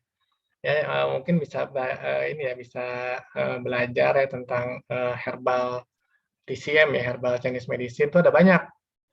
Jadi mau ke dalam apa? Mau misalnya mau menghangatkan ya herbalnya mau menghangatkan ke dalam ya. Ada herbal penghangat dalam ada tuh. Ya, ada juga misalnya mau ke dalam apa? Misalnya mau herbalnya mau buat membuang lembab di limpa ya kan. Ada tuh herbal pembuang lembab, ada ya kan? Atau herbal buat melancarkan qi ya kan. Pelancar qi ya, pelancar qi di liver misalnya kan. Ya dia ada tuh herbalnya ke dalam dia untuk melancarkan qi di liver. Jadi banyak ya, yang masuk ke dalam tuh banyak. Tergantung kita mau apa tujuannya, mau buat buang lembab atau melancarkan qi, melancarkan darah atau menghangatkan ya, dan lain-lain. Lalu ada lagi dari Budi Mulyono. Setiap teknik memiliki progres pengobatan yang berbeda. Teknik manakah yang paling cepat memulihkan kondisi tanpa herbal, misalnya akupuntur, kop, dan pijat. Itu tadi kayak sudah saya jawab ya di atas Pak George tadi ya. Jadi masing-masing teknik itu tergantung dari sindromnya atau diagnosa penyakitnya ya. Tadi kalau penyakit kita masih permukaan ya kita pakai teknik terapi yang untuk di permukaan. Ya kalau penyakit kita udah di dalam ya kita mesti pakai terapi yang di dalam. Ya. Jadi nggak ada yang lebih cepat yang mana, nggak ada. Jadi tergantung dari ini ya diagnosanya. Ya ini Pak Fatih tadi ya. Masih banyak juga diagnosa di sfera mata, cara berjalan untuk kondisi tubuh. Ya, maka dengan diagnosa semakin kompleks maka lebih valid hasil diagnosanya. Ya, cepat dalam memahami diagnosa yang valid dan penanganan lebih dini pasti akan mudah dan sembuh. Dan seperti yang diwartakan dan dapat pendidikan lebih baik daripada mengobati. Ya, ini terima kasih nih Pak Fatih nih dari tadi nambahin terus. Santi. Tang tell the truth, please tell more. Apa direction? Maksudnya apa tuh? Ya, apa maksudnya tuh? Maksudnya Pulse tell more. Pulse Ya. itu apa? Oh dia hanya ini aja ya, hanya. Ya hanya info aja. Pernyataan aja ya. Pernyataan. Ya tang tell the truth, Pulse tell more. Ya kalau saya bilang sih lidah itu kayak peta ya. Lidah itu kayak kita lihat peta. Ya nadi itu kayak kita tuh masuk dalam peta tersebut. Ya, jadi contohnya kayak kita lihat apa peta tuh di Google Map, ya kan? Ya cuma lihat itu aja tuh, tahu nih, oh ini ada macet, oh tahu nih ada apa tabrakan. Ya, kecuali cuma tahu itu aja tuh, macet di mana tahu, tabrakan di mana tahu. Coba nggak tahu kondisi Pak aslinya tuh kayak gimana kan? Nah, ya, nadi itu kita kayak masuk ke dalam peta itu tuh. Oh kita lihat, oh macetnya segini parah macetnya ternyata. Oh atau enggak, oh macetnya ternyata begini doang, cuma apa masih jalan dikit-dikit ternyata gitu. Kadang-kadang kalau peta kan cuma merah doang gitu kan, tapi nggak tahu kan aslinya gimana kan. Kadang-kadang mungkin aslinya apa nggak separah yang di peta gitu kan. Ini seperti itu kalau saya sih gambarnya kayak gitu ya. Apa lidah tuh kayak peta, nadi tuh kayak kita tuh masuk di peta tersebut. Lihat ini ya, lihat aslinya.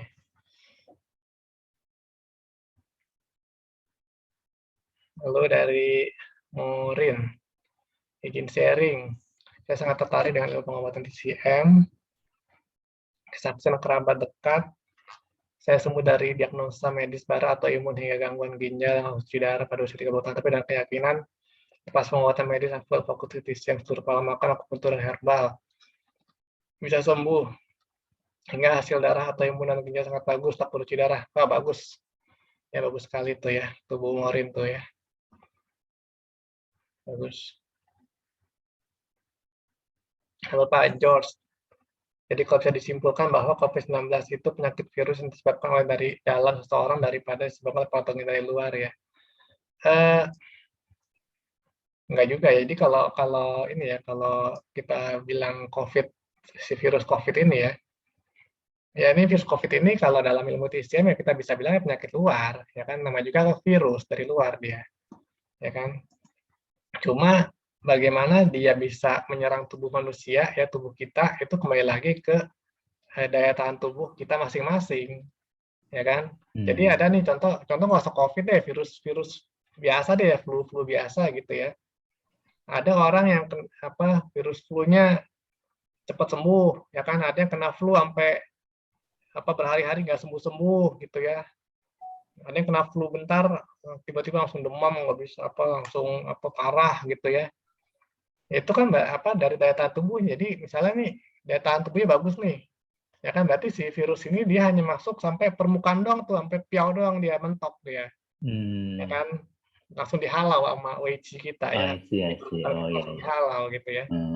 Tapi kalau daya tahan tubuh kita lemah, WC kita lemah, masuk langsung masuk ke lapisan dalam kali, langsung masuk ke organ gitu ya kan, langsung sakit parah gitu ya. Nah itu artinya daya tahan tubuhnya atau Qi-nya tuh, Qi permukaan tuh udah lemah sekali, istilahnya rumah kita tuh gerbangnya tuh udah nggak ada yang jaga gitu, langsung orang jahat langsung masuk aja gitu ya, nerobos rumah kita gitu tuh. Iya, Dr. Arya. Iya. Mau nanya, ya sorry saya potong. Tapi kan menurut siapa tuh ya? Sinta apa siapa tuh ya? Dia pernah bilang kan bahwa TCM itu tidak mengenal virus. Jadi benar kan ya? Benar ya? TCM kan nggak mengenal virus ya. Jadi kalau begitu berarti COVID ini bukannya, kalau secara TCM bukan virus berarti ya. Jadi ini lebih ke tidak simangan tadi dia yang kita bilang ya. Jadi itu nggak simbang antara manusia dan alam gitu kayak gitu ya. Gini, itu kan virus itu kan sebenarnya konsep barat sebenarnya. Ya. Jadi tuh kita dalam TCM memang kita tuh nggak ada istilah virus sebenarnya. Ya, jadi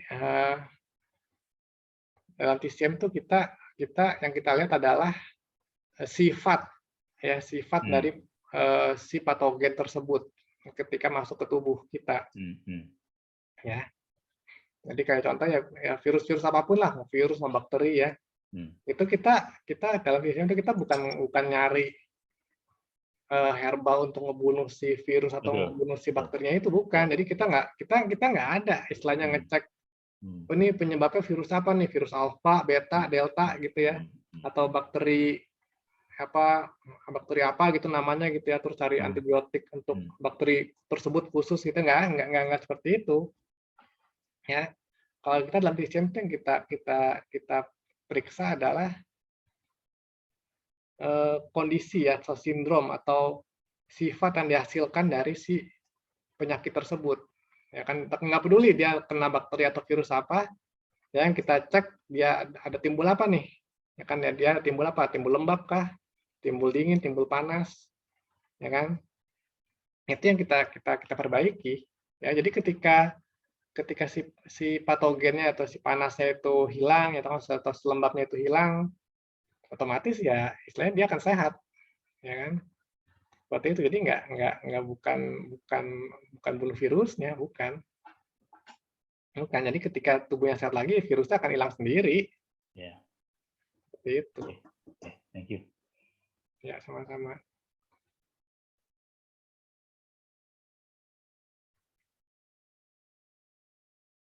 Ini Pak Fatih lagi nih, semua teknik memang bagus, yang lebih bagus adalah sesuai diagnosa dan kemampuan kekuatan dari si klien.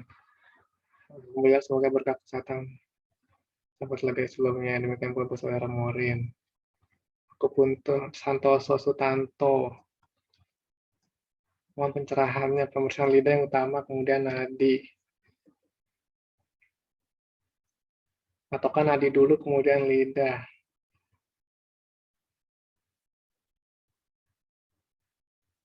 Yang mana indikasi yang utamakan sesuai keluhan pasien, yang kadang juga pasti tidak mau berterus terang. Kalau saya bilang, nggak ada yang lebih utama mana ya, boleh mau lidah duluan boleh, ya mau nadi duluan boleh, ya, yang penting dua-duanya dilakukan, ya, dua-duanya dilakukan. Ya, soalnya kadang-kadang itu emang benar kata Pak Santoso ya, kadang-kadang pasien tuh nggak mau berterus terang ya, nggak mau berterus terang. Jadi satu-satunya cara kita untuk mengetahui kondisi sebenarnya dari lidah sama nadi. Ya, lidah sama nadi, ya kan nggak mungkin bohong ya kan. Lidah ya kayak gitu ya kan. Nadi juga pasti kayak gitu. Nggak mungkin bohong ya kan. Kalau hasil lab mungkin bisa bohong ya, hasil lab ya. Kadang tuh ada tuh ya pasien saya tuh kayak gitu, dia tuh suka membohongi membohongi hasil lab gitu ya. Jadi begitu dia mau medical check up ya, hari-hari sebelumnya dia makannya sehat-sehat dulu gitu ya. Jadi begitu dicek medical check up-nya bagus ya kan. Tapi begitu udah keluar hasil lab-nya udah dia balik lagi kayak makan yang nggak beresnya, makan nggak beres lagi. Ya itu membohongi diri sendiri. Tapi kalau lidah nadi ya nggak bisa dibohongin ya, lidahnya kayak gitu, nadi kayak gitu. Jadi kadang-kadang si pasien yang nggak ngomong pun saya udah tahu nih. Saya tanya, waduh Pak, ini minum dingin ya kemarin ya, saya bilang kan. Kaget dia, ah tahu dari mana katanya gitu kan. Kelihatan lidahnya tuh putih-putih, saya bilang tuh dingin. Saya ini dinginnya baru nih, saya bilang. Ya, jadi walaupun dia ngomong pun kita udah tahu. Ya kan, ini pasien nih makan apa, ya kan. Ya dulu juga pernah ada tuh dulu ya pasien tuh dia nggak cerita apa-apa, ya dia cuma bilang dia cuma pegel-pegel gitu ya, pegel-pegel di pinggang ya kan, leher, dia bilang gitu kan. Saya tanya ada keluhan lain nggak? Dia bilang nggak ada. Ya udah saya cek kan di lidah.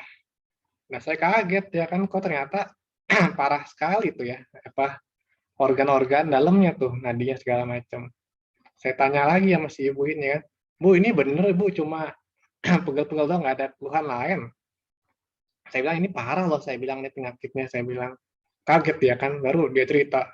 Ya ternyata dia tuh pernah udah bolak-balik masuk rumah sakit tuh ya, masalah jantung tuh, jantungnya katanya ada pembesaran lah apa segala macam, ya kan, waduh. Nah, jadi itu ya, jadi ya mesti hati-hati ya kadang-kadang ya kalau kita nggak lengkap ya periksanya, kita kira ini pasiennya cuma sakit pegel-pegel doang, ternyata penyakitnya jantung gitu ya, parah, ya kan bahaya juga. Makanya saya bilang nadi sama lidah tuh nggak bisa dipisahkan ya.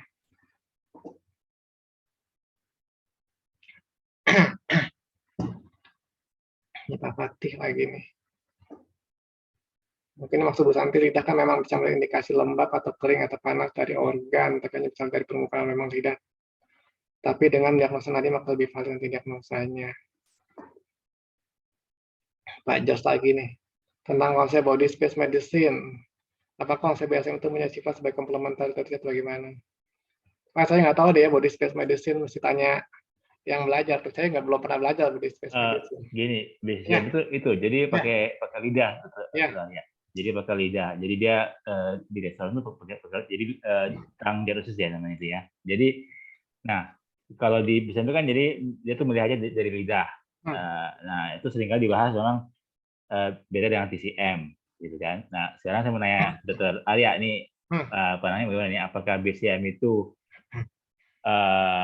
bagian dari TCM atau BCM itu totally lain daripada TCM, begitu intinya. Menurut Dr. Arya bagaimana ininya pandangannya? Makasih. Ya gimana ya? Saya sendiri belum pernah belajar atau ini ya tentang body space medicine. Tapi kalau dalam ilmu TCM sendiri ya yang nggak ada sih apa namanya ya? body space medicine. Oh, ya kan? Oke.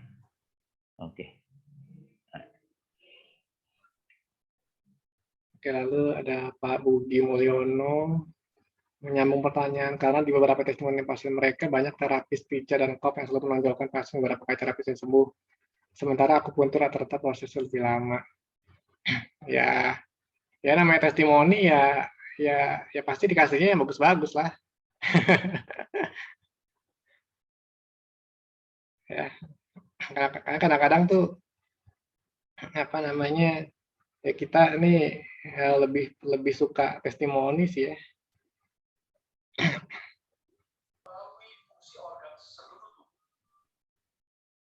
Oke, Pak Fatih, mantap penjelasannya, matur nuwun, sama-sama Pak Fatih.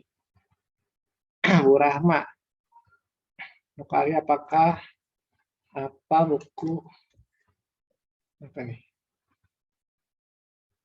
Apakah buku rekomendasi untuk lebih mengerti lagi tentang TCM? Terus mau nanya, saya punya yin defisiensi. juga lidah agak merah, belum selesai. Selesai di ujung lidah dekat tenggorokan ada sedikit beruntut, berarti ujung lidah dekat tenggorokan ada lagi nyadok. Korek halus nih di tengah. Kalau buku rekomendasi untuk lebih mengenal lagi tentang ilmu TCM ya, buku apa aja sih bisa ya, buku apa saja bisa dibaca untuk lebih mengenal lagi ilmu TCM. Ya, dipilih aja ya, lebih mau belajar yang mana.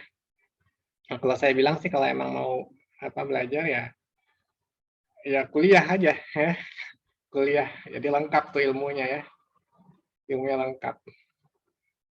Tapi kalau mau buku-buku apa aja bisa, bagus sih. Kalau mau ada buku akupuntur, buku herbal, ya mau membaca kitab Hong Pineching juga boleh ya. Baca buku kitab Hong Pineching kalau emang sangat niat untuk mempelajari ya kitab-kitab klasik. Kalau untuk masalah lidah ya susah juga nih ya mesti diperiksa lengkap ya, periksa lengkap. Itu tahu dari mana tuh defisiensiin? Ya coba diperiksa aja ke praktisi. Dari Santi, apakah ada rekomendasi buku tentang food terapi? Makasih. Buku food terapi sih ada banyak ya. Saya juga buku food terapi itu saya bukan baca cuma satu aja. Ada baca beberapa buku ya. Dan masing-masing buku itu saling melengkapi satu sama lain. Jadi bisa cari aja ya, dicari. Ya buku-buku tentang food terapi berdasarkan TCM. Ya nanti bisa dilihat tuh ya masing-masing tuh mereka tuh rata-rata tuh pasti pendapat itu kalau emang TCM ya dia rata-rata pendapatnya sama tuh tentang makanan.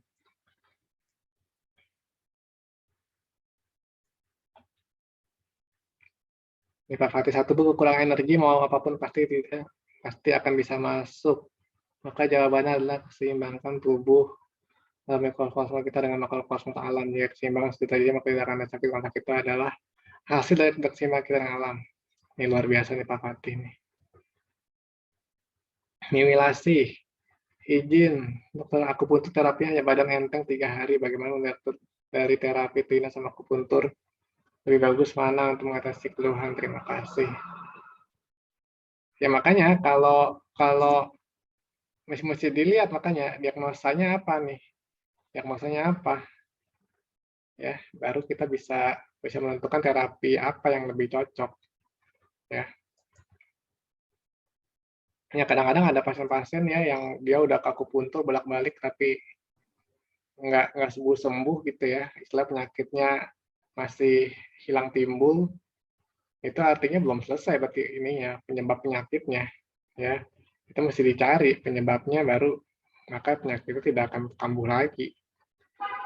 Ya, saya ada ya pasien saya tuh dia ya itu penyakitnya tuh nggak beres-beres gitu, hilang timbul terus ya, kadang bagus kadang jelek lagi, kadang bagus dan jelek lagi. Nah, itu saya juga pusing tuh ya saya cari terus ya, ini kenapa nih nggak beres-beres ya. Jadi emang karena penyakit yang udah lama gitu ya, apalagi udah tahunan tuh kita mesti sebagai praktisi itu kita mesti sabar untuk memeriksa si pasien tersebut penyakit tersebut ya, terutama untuk mencari penyebabnya itu ya. Kadang-kadang kalau penyakit sudah lama gitu ya, itu nyari penyebabnya itu susah gitu ya. Kadang-kadang si penyebabnya ini bisa berkamuflase dia ya, seakan-akan dia itu nggak apa-apa gitu ya. Ya kayak nyari si dalang si otaknya nih ya, emang susah ya. Dia emang butuh kesabaran dan ketelitian. Ya.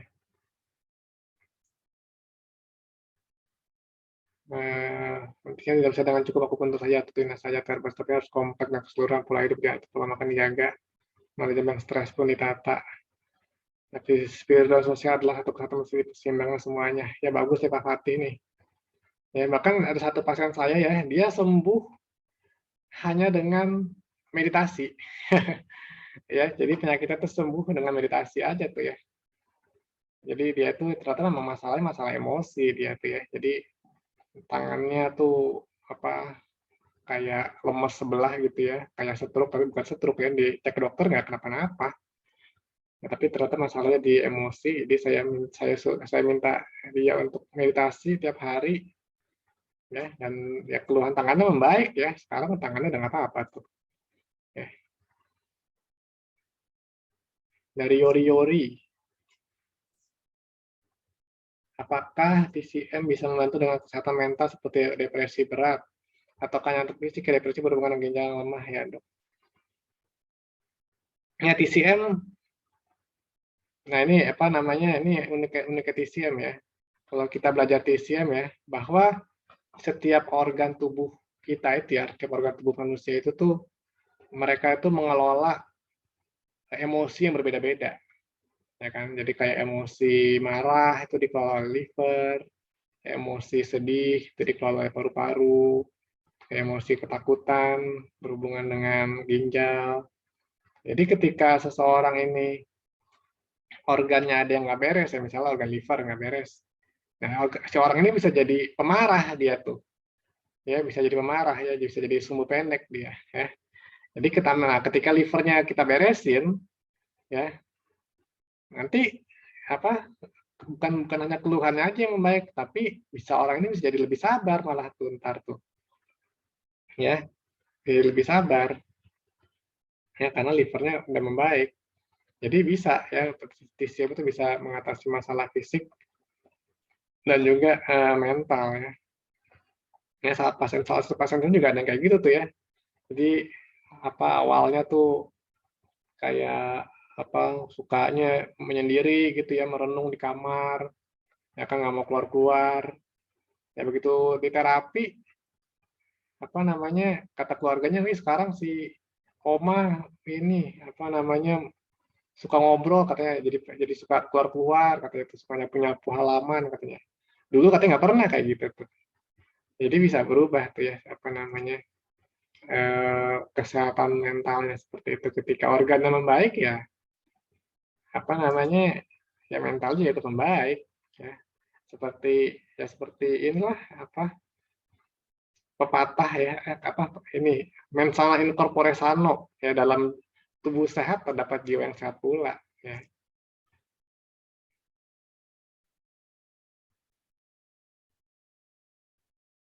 Disepakati lagi nih, 5 unsur mewakili dari semua organ kita, maka jika 5 unsur dalam tubuh kita seimbang tidak ada sakit dan sebagainya, baik itu fisik maupun spiritual, sosial juga. Misal di logam terluin, bisa itu terapi yang terlalu maka terjadi dengan mengatur manajemen stresnya.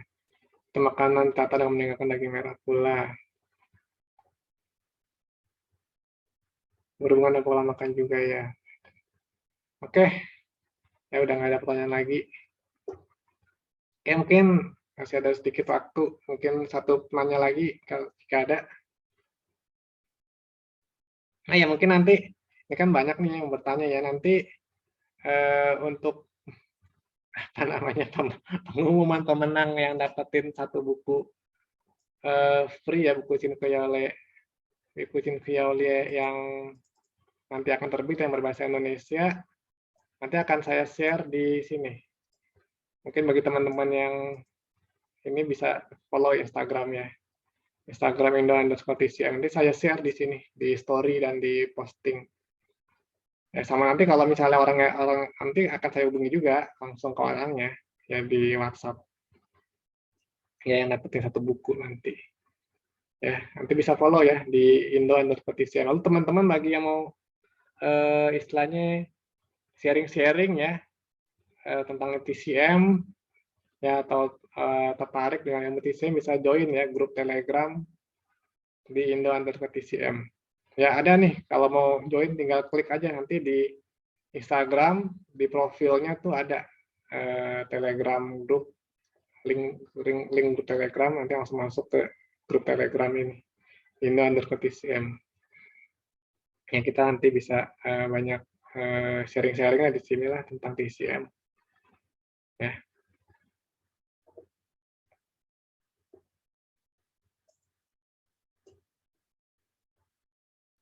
Oke, mungkin ada lagi yang mau ditanyakan? Sudah tidak ada. Tanya, Dok. Oke, ya ini terakhir deh. Siapa nih? Saya. Oh, Bu Ika ya. Ya silakan. Kalau dulu tensi tinggi, hipertensi itu dok, itu medis barat itu diagnosanya selalu ke jantung gitu kan. Tapi sekarang beberapa waktu belakangan gitu, mereka sudah sampai tahu bahwa ada ginjal yang punya peran penting.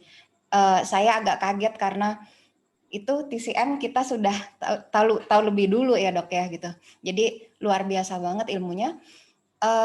Yang mau saya tanyakan, sampai sekarang medis barat pun itu masih belum menemukan apa penyebab alergi. Gitu, mau itu autoimun atau alergi yang lainnya gitu, misalnya rinitis alergi yang seperti yang ada di saya gitu. Itu tidak ketemu gitu di medis barat gitu. Jadi saya ingin tahu kalau menurut perspektif TCM, organ apa yang mempengaruhi alergi itu dok? Dan apakah patternnya apa? Misal apa defisiensi atau ekses gitu? Gitu. Itu aja dok. Ya, terima kasih Ibu. Sama-sama. Ya, untuk alergi ya. Ini memang nih kalau alergi ya atau imun, ini memang apa namanya kalau dalam kedokteran ya mereka ya terapinya ya dengan ini ya, dengan anti alergi atau menghindari apa sih alergennya itu ya. Karena kalau dari statistik ini dari pengalaman saya sendiri ya, pengalaman saya juga itu sama ya, mau itu alergi, ya mau itu autoimun, mau itu darah tinggi, ya mau kanker sekalipun ya, tetap yang kita mesti cari adalah si penyebabnya itu, ya si penyebabnya itu jadi organ apa yang terkena, ya kan ada patogen apa di sana, ya kan? Itu masing-masing orang berbeda, ya masing-masing orang berbeda. Jadi nggak bisa kita sama ratain semuanya sama gitu, misalnya apa 5-10 orang darah tinggi semuanya karena jantung semua, ya enggak. Ya mungkin 10 orang ini 10 penyebab ya, yang satu mungkin karena liver, yang satu jantung, yang satu ginjal, yang satu limpa, ya kan, yang satu ekses, satu defisiensi atau apa. Ya kan mungkin dari 10 orang darah tinggi ini ya mungkin bisa ada 10 resep kali ya, 10 formula herbal kali, atau 10 teknik apa akupuntur gitu ya. Jadi semuanya berbeda tuh ya, begitu pun dengan alergi ya. Alergi. Jadi ini ada salah satu pengalaman juga ya pasien-pasien saya ya.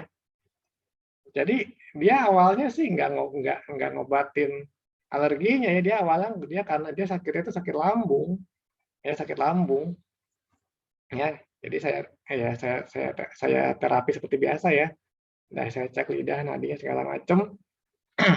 Ya, ketika lambungnya dia membaik, nah dia baru cerita tuh, dok, saya biasanya tiap pagi tuh selalu bersin-bersin, dia bilang selalu meler. Ya kan dia bilang tuh, kata dokter tuh alergi, katanya alergi debu lah atau apa, dia bilang tiap pagi pasti bersin-bersin. Katanya sejak ini, katanya udah nggak pernah lagi, dia bilang. Ya udah nggak pernah lagi tuh katanya bersin-bersin, tiap pagi meler-meler tuh udah nggak pernah, dia bilang. Ya kan, ya berarti membaik juga ya kan alerginya kan, maksudnya sembuh juga kalau dibilang ya. Padahal dia nggak bilang waktu awal-awal datang, dia cuma bilang sakit lambung. Tapi ternyata ketika lambung membaik, ternyata apa namanya yang dibilang alergi tadi ya, apa yang pilek-pilek tiap pagi itu juga hilang katanya.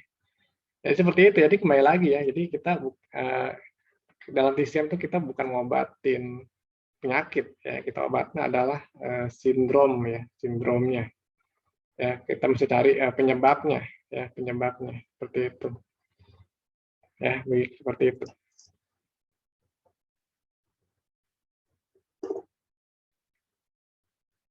Oke, kalau ini terakhir deh, ini ada dari siapa nih, Subayar. Jadi aku bentul alergi bentol-bentol seluruh badan. Wah, itu makanya tuh mesti dicari tuh Bu, kenapa bentol-bentolnya itu tuh ya, apa udah berapa lama dan lain-lainnya itu ya, harus dicari dulu diagnosa atau sindromnya. Jadi kan makanya nih ya, jadi kita tuh dalam TCM tuh kita nggak bisa ya, kita nggak bisa menegakkan diagnosa cuma dari 1 atau 2 gejala aja, nggak bisa. Jadi misalnya orang bilang, dok saya sembelit nih, kenapa ya? Ya nggak bisa cuma dari sembelit doang tuh nggak bisa. Ya, kita mesti lihat secara keseluruhan ya kan, sebelitnya udah berapa lama ya, lalu keluhan ada apa lagi ya, semuanya mata, telinga segala macam, rambut segala macam. Ya baru kita bisa menentukan sindromnya apa. Ya baru kita bisa menentukan diagnosanya apa. Ini nggak bisa cuma dari dok ini sembelit kenapa ya, apa atau ini saya pusing-pusing kenapa ya, ya nggak bisa ya. Kita mesti lengkap ya, kalau nggak ya susah ya, nggak akan ketemu sumber masalahnya. Ya, ini menarik ya, ini saya terakhir ya, saya sharing terakhir nih. Ternyata ya kebotakan tuh ya, kebotakan itu ya. Jadi ada kadang-kadang ada pasien-pasien tuh yang rambutnya botak, ya. Itu kadang-kadang tuh bukannya mereka mau botak loh. Ya kadang-kadang bukan mereka pengen fashion itu botak gitu ya, kayak Ronaldo gitu, enggak. Ya, saya cek ya, ini awal-awal nih saya awal-awal tuh nggak gitu perhatiin ya, tapi begitu saya cek kok nadinya lidahnya nih kayaknya nggak beres nih ya, terutama di darahnya gitu ya. Lalu saya coba beraniin tanya, ya saya tanya sama si bapak ini kan, Pak ini bapak nih botak memang pengen botak atau rontok, ya kan? Baru dia cerita rontok, dia bilang sejak kuliah dia bilang rontok, kata rontok parah sampai rambutnya tuh kayak apa gundul tengah-tengah itu kayak Zidane gitu lah, kayak main bola tuh ya. Dia bilang kan jelek, dia bilang kan rontok apa setengah gitu. Jadi dia bilang dia rontok, dia botaknya semuanya sekalian, dia bilang gitu. Makanya dia bilang tuh udah rontok parah sebenarnya sejak kuliah, dia bilang. Jadi dia botakin aja sekalian. Jadi ya kadang-kadang tuh orang tuh bisa botak tuh ya itu biasanya ada gangguan di organ sebenarnya tuh. Ya, gangguan di organ. Ada juga orang yang rambutnya berubah ya, dulunya bagus itu ya, lurus ya, makin lama rambutnya jadi kering ya, kriwil yang berubah. Nah itu juga ada sesuatu tuh yang harus yang ada yang nggak beres berarti itu ya, yang mesti kita cari ya. Jadi itu sedikit sharing kayak dari saya, bahwa orang botak tuh bukan berarti dia suka botak tuh ya, gitu berarti ada sesuatu tuh rontok tuh rontok parah sampai akhirnya jadi botak. Oh, saya pikir itu style, bukan ya? Saya awal juga nggak perhatiin. Dulu tuh dokter Sony itu ya. Oh iya. Dia pernah bilang kan waktu itu kan dia ada tuh satu seminar kan, dia bilang nih bapak nih botak nih, ada kelemahan nih di ginjal, dia bilang gitu. Ya kan. Kan ada juga dia pernah sharing kan tentang masalah kebotakan itu kan. Lalu saya baru ketemu nih ada pasien kayak gitu, ternyata tuh botaknya ternyata emang dia tuh rontok parah katanya. Akhirnya dia botakin semuanya sekalian. Ya oke deh kalau gitu. Dok, jadi berarti botak itu berarti ginjalnya kurang untuk. Apa ya? Ada masalah ya? Kalau botak itu berarti ginjalnya ya? Nah, ada masalah. Nah, ya bisa macam-macam, bisa ginjal, bisa liver. Oh, oke. Bisa macam-macam. Oke. Thank you, Dok. Oke, kalau gitu. Malam. Ya, terima kasih semuanya. Ya, selamat malam. Sampai ketemu lagi. Thank you, Dok. Terima kasih. Ya. Malam. Ya. Ya, malam Dok. Terima kasih. Malam. Cimeta, apa kabar? Baik. Ya, baik Pak. Ya, dadah. Mari, sama-sama. Malam dok, makasih dok. Terima kasih dokter. Sama-sama. Terima kasih. Ya, stay live ya. Baik.